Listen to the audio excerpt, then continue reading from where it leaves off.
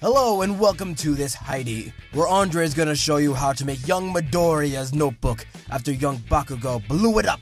Honestly, it was very dangerous and also very hard to do, so I don't recommend doing it at home without supervision.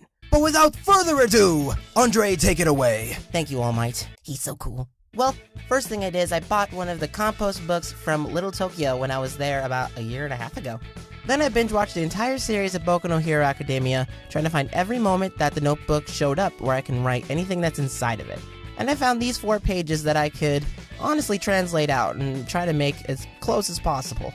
Then all I did was screenshot the picture and took the time to sketch out each and every one. I used pencil for all the pictures that I drew, but on the front, I used Sharpie, that way the lines showed up a bit better. Then we went on to burning the book. That was probably the hardest part because these books honestly are very hard to catch on fire, at least the front and back. The pages were a little bit easier to catch flame, so I had to be a little bit careful with that one. But the front and back took a bit.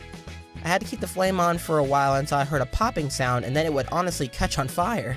I made sure to do this near the sink full of water, that way if anything caught on fire and out of control, I'm able to throw the book in there, and that way I didn't catch on fire and I didn't catch the house on fire. I started with the back of the book because I wasn't sure how it was going to burn very easily, and I don't really have any pictures of the back of the book, so I made it any way I wanted. I put one good burn mark in the center, showing where Bakugo connected his fist, and just went around burning it and seeing how well it caught to the flame. I periodically would put the book down and wipe it off to make sure any scorch marks are actually permanent on the book and not just sitting there where they can come off on my hands later on. Whenever the book caught on fire though, I would take a sponge or dip it right into this water. Again, seriously, don't do this without any parental supervision. It's very dangerous. So once I was done with the back of the book, I moved to the front where I actually had pictures in detail of where the scorch marks were. I tried to replicate them as much as I can, but fire is hard to really manipulate the way you want it to. So the scorch marks turned out the best that they could, and again, I wiped away most of the ash or the black marking on there that wasn't permanent.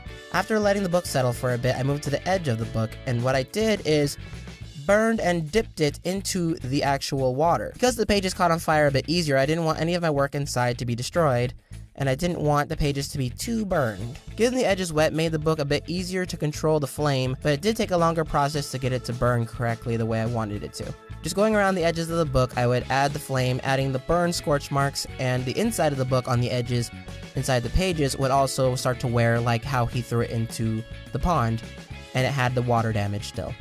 After finishing the edges, I let it dry overnight with paper towel in between each page, that way it didn't bleed together, or get stuck together and rip apart, which that was one of my biggest fears when making this, besides, After letting it dry overnight, the pages were fine, all the burn edges are perfect. This is how I made my Izuku Midorya burned notebook. Thank you guys for watching, and until next time, make sure to subscribe and momentai. Bye!